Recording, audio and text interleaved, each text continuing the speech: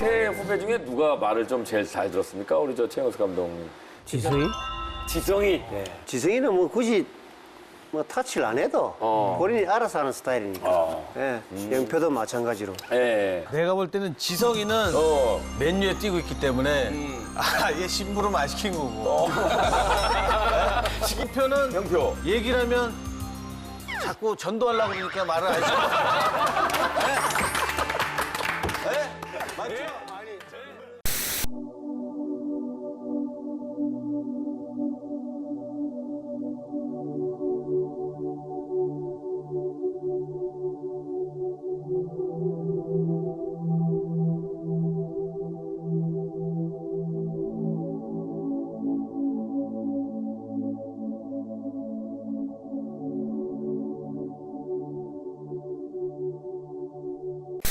제가 봤던 기독교는 몇 가지 특징이 있었습니다. 제가 하나님을 믿기 전에 일단 첫 번째 이기적이었습니다. 왜냐하면 다른 종교는 서로를 인정하는데 기독교는 유독 다른 종교를 인정하지 않는 거예요. 그 다음에 또 하나는 뭐냐면 제가 기독교인들을 보니까 저 사람들은 서로 사랑하라고 얘기하는데 자신들이 사랑하지 않는 거예요.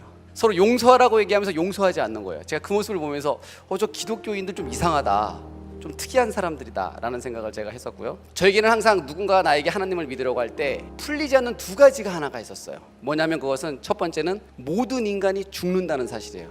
나도 분명히 죽을 텐데 죽은 이후에 진짜 뭔가 있을까 없을까. 만약에 뭔가 없으면 다행이라고 생각했어요. 오히려. 근데 만약에 뭔가 있으면 어떻게 하지? 죽었는데 있네? 이러면 어떡하지? 만약에 0.1%라도 여기에 대한 확신이 제가 없는 거예요. 또 하나는 뭐냐면 과학적으로 설명할 수 없는 영적인 존재인 하나님 도저히 믿어지지 하나도 믿어지지가 않았어요. 그런데 제가 어느 날 똑같이 과학적으로 설명할 수 없는 영적인 존재인 귀신, 그런데 제가 보지 못했기 때문에 과학적으로 설명할 수 없는 영적인 존재인 귀신이 내가 보지 못했기 때문에 있을 수 있겠다, 50% 있을 수 있겠다라는 생각이 들었어요. 그런데 그 순간 제가 어떤 생각이 들었냐면 과학적으로 설명할 수 없는 영적인 존재인 귀신이 있을 가능성이 50% 있다면 똑같이 과학적으로 설명할 수 없는 영적인 존재인 하나님도 있을 수 있겠다. 그럼 한번 확인해 봐야 되겠다. 그런데 그냥 하나님이 있으니까 믿어라? 이 이야기는 제가 절대 믿지 못하는 거예요. 그러면 제가 이 말을 무시하면 되잖아요. 그런데 왜 무시하지 못했냐면 저는 기독교를 인정하지 않는데 인류 역사가 기독교를 인정하고 있는 거예요. 역사의 기준을 BC와 AD로 나눈 기준이 예수님이에요. 왜 일주일이 6일일 수도 있고 8일일 수도 있는데 왜 7일이죠? 저는 인정하지 않는데 인류 역사가 기독교를 인정하는 거예요. 그때 제가 어떤 일을 했냐면 성경 공부를 시작했어요. 왜냐하면 뭔가 있을 것 같았거든요. 제가 그랬잖아요. 하나님 당신이 보여주세요. 그럼 당신을 믿겠습니다 라고 기도를 했었는데 성경에 보니까 실제로 예수님을 봤던 사람들에 의해서 예수님께서 십자가에 못 박혀 달리셔서 죽으시는 거예요.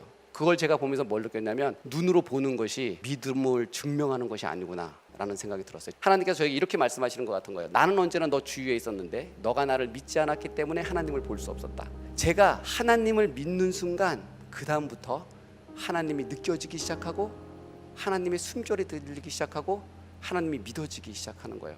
그리고 제가 성인이 됐을 때 저에게는 어떤 질문을 제가 많이 받았냐면 이런 질문을 되게 많이 받았어요. 너는 누구를 믿니? 라고 말할 때 나는 나 자신을 믿지. 나의 삶의 주인은 당연히 나지. 왜냐면 내가 원하는 대로 가고 내가 원하는 것을 하니까. 제가 시간이 좀 지나고 나서 하나님을 믿고 나서 보니까 내 삶의 주인이 나라는 사실, 그리고 내가 나를 믿는다는 사실은 정말 엉터리라는 사실을 제가 발견하게 됐습니다. 자, 제가 한 가지 예를 한번 들어볼게요. 만약에 우리가 각자가 자신의 삶이 자신이 주인이어서 자신의 인생을 자신이 디자인한다 라고 만약에 생각한다면 여러분들 어떻게 디자인하시겠어요? 인생에서 가장 중요한 게 뭐가 있을까요? 제가 느끼기엔 첫 번째 국적, 어느 나라에서 태어나는가, 이거 너무 중요하죠. 아프가니스탄이나 북한에서 태어나면 진짜 힘듭니다. 그 다음에 성별, 여자로 태어날 것인가 남자로 태어날 것인가, 너무나 중요하죠. 시기, 2000년도에 태어날 것인가 2차 대전 당시에 태어날 것인가. 2차 대전 당시에 태어나면 전 세계 어디에서 태어나도 힘듭니다. 그 다음에 부모, 어느 부모 밑에 태어나느냐에 따라서 내 삶이 달라지죠. 그렇죠? 성격, 혈액형, 키, 이건 아니죠. 축구선수가 하기에. 생김새, 이렇게 생기면 안 되죠. 심지어는 평생을 불리울 자신의 이름조차도 자신이 정하지 않았어요. 자, 제가 지금 언급한 것들은 우리 삶을 만약에 우리가 디자인한다면 너무나 중요한 것들이잖아요. 그런데 우리는 이 중요한 것들 중에서 하나도 내가 결정한 게 없습니다. 그러면 우리는 무엇을 결정하고 사는가? 무엇을 입을까? 무엇을 먹을까? 어디를 갈까? 뭘 할까? 내가 결정하면서 아무런 의미 없는 것들, 어떤 것을 결정해도 내 인생에 그 어떤 영향을 주지 않는 것들을 고작 결정하면서 제가 제 스스로 내 삶의 주인이 나다 라고 착각하면서 살아왔더라고요. 제가 2002년 월드컵이 끝나고 나서 저에게는 한 가지 꿈이 있었습니다. 유럽에서 선수 생활을 하고 싶었어요. 축구 선수로서 한번 태어났기 때문에 전 세계 최고의 리그에서 최고의 선수들과 최고 수준의 축구를 한번 하고 싶다라는 꿈이 저에게는 있었습니다. 그런데 여러분 보시다시피 제 키나 제 체력으로 봐서는 이 체력과 키로서는 유럽에 가서 축구 선수 생활을 할 수 없었어요. 제 실력으로는 도저히 제가 유럽에 갈 수 있는 실력이 아니었어요. 그런데 제가 2002년 월드컵이 끝나고 6개월 동안 매일같이 새벽 기도를 했어요. 하나님 저 유럽에 보내주세요 라고 새벽 기도를 했습니다. 물론 저는 그 기도가 잘못된 기도라는 것도 알고 있었어요. 왜냐하면 제가 성경 공부를 통해서 하나님을 믿는 것이 우리가 하나님을 이용해서 뭔가 얻어내는 것이 믿음이 아니라는 사실을 저는 그때도 성경 공부를 통해서 알고 있었거든요. 여러분 모두가 다 아는 것처럼 미신과 믿음이 있는데, 미신은 나 자신은 변하지 않은 채 신의 마음을 바꿔서 내가 원하는 것을 얻어내는 것. 그런데 믿음은 뭐냐면 여러분들께서 다 아시는 것처럼 절대자이신 그분, 틀리지 않는 그분 앞에 내가 나아가서 잘못된 내가 바뀌는 것이 믿음이거든요. 제가 하나님 저 유럽에 보내주세요 라고 말하는 이 기도는 미신적인 기도 같은 거예요. 근데 그럼에도 불구하고 저는 이 기도를 6개월 동안 했습니다. 왜냐하면 제 능력으로는 불가능하다고 생각했으니까요. 2002년 11월 24일 예배 전에 찬양을 하는데 갑자기 제 가슴이 뜨거워지기 시작했어요. 그리고 눈물이 막 나기 시작했어요. 그리고 나서 한 가지 음성이 들리는데, 하나님의 음성이 들리는데, 내가 너를 유럽에 보내주겠다. 제가 너무나 깜짝 놀랐죠. 그래서 성경책에 기록을 했습니다. 왜냐하면 하나님께서 또 생각이 바뀌실 수도 있기 때문에 제가 빨리 이제 하나님께서 생각이 못 바뀌시도록 빨리 이제 제가 성경책에 기록을 했죠. 2002년 11월 24일 하나님께서 나를 유럽에 보내주시겠다고 약속하셨다. 그런데 결정적으로 내가 언제 가지라는 이야기를 안 들은 거예요.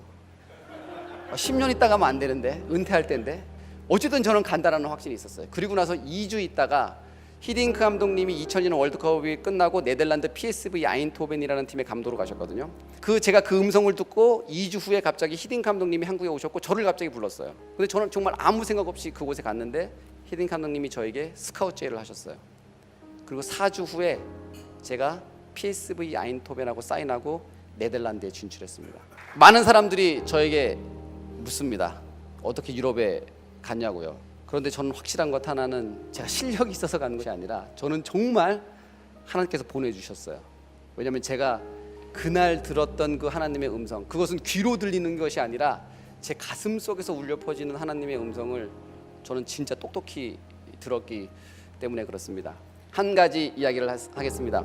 여러분 잘 아시는 것처럼 프랑스 17세기를 살았던 프랑스의 수학자 겸 물리학자 겸 신학자였던 파스칼이 어떤 이야기를 했냐면 이런 이야기를 했어요.